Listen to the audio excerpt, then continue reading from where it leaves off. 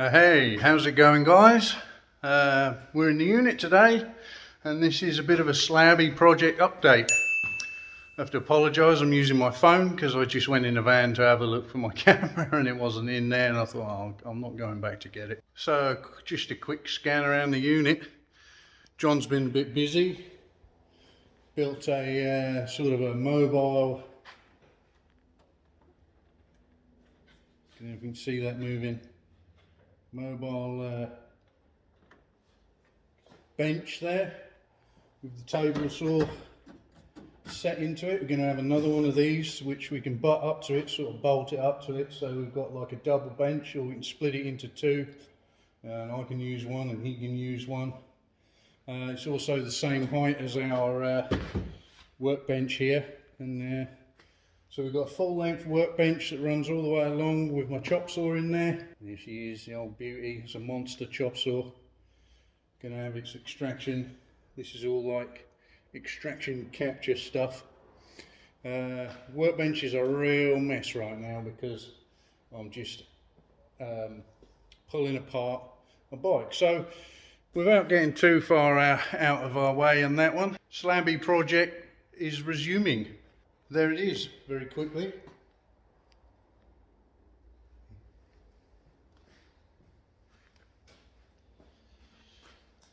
And what I did is I picked up a donor bike, and there's that bike. So it's a Bandit, Mark II Bandit, as a donor bike. So I was having real problems trying to zero in on issues that I was having with the Slabby. I tried two or three sets of carbs on it, wasn't having it. Tried coils, wasn't having it. I was just getting complete random symptoms.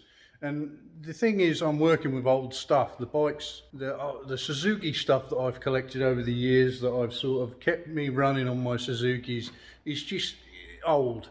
And you can never quite tell if something's not quite right.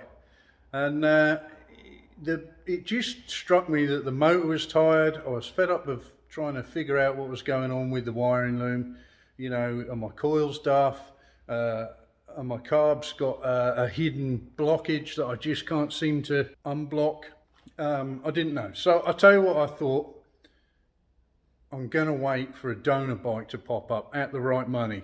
I sort of gave myself a budget, and I thought, right, if I can get a donor bike, I'll happily strip it down. I'll take the motor, I'll take the wiring loom, all of its plugins, take the carbs. I needed a better cooler and cooler lines and things like that, and you know, take what I want and sell the rest, or maybe put it back together later date, depending on what condition it was in.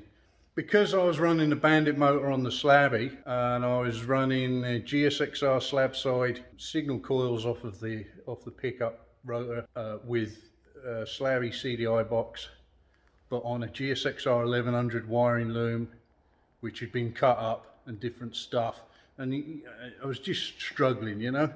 And also, I couldn't quite tell if I'd got an engine issue. I did a compression test on it. They were inconsistent, and I just thought, well, maybe this motor's really tired. And I always planned, there's the motor down there, there's my arm. I always planned to put a turbo on this, and I wanted a solid motor to do it with. Just with one thing or another, without getting into it mechanically and having it on the bench and not being able to ride the bike, because ultimately I just need to ride the bike, you know. I didn't want to faff around developing a homemade turbo or anything like that. I just wanted to get it rolling. So, you know, for the cost of what it was worth, get a second-hand donor bike, take the parts I want, get it running, and away we go. And then I'll put my motor on the bench, strip it down, see if there's any issues. If there is, rebuild it, but rebuild it in mind to turbo it. So thicker head gasket or another base gasket on there. Let's lower the compression, do a few other bits and pieces, ready for a turbo. So that's kind of further on down the pipeline. But for right now, I can take everything from that bike, chuck it in that bike.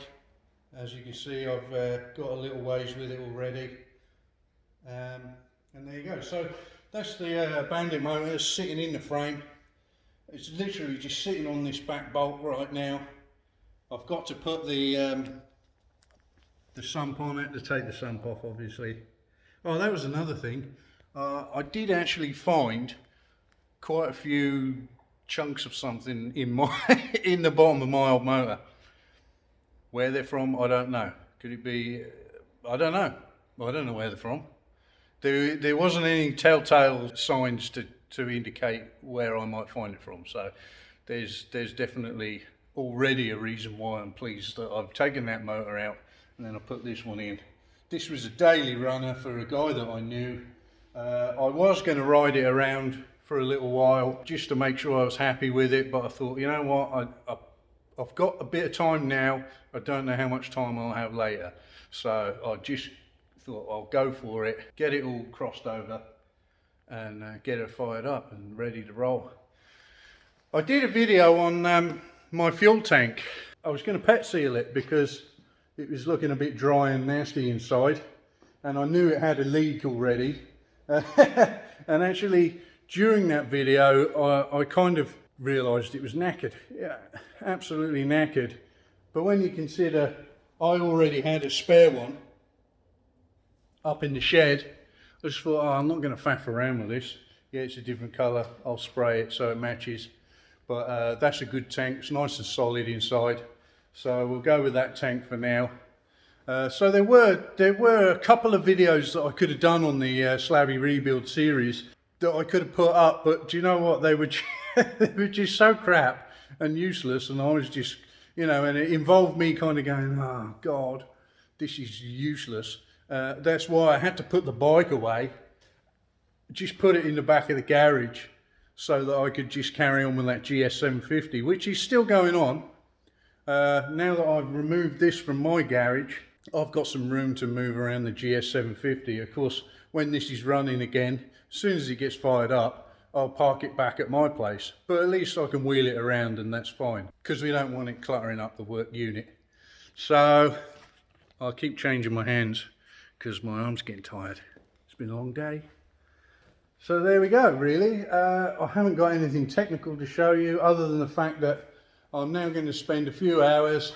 I'm going to stick the sump back on that, and then I'm going to run the wiring loom through, I think. That was the other thing.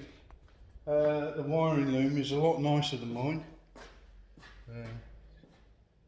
It's complete, obviously, because it's come off a running bike. Cleaned it up, and that's going to be a lot better.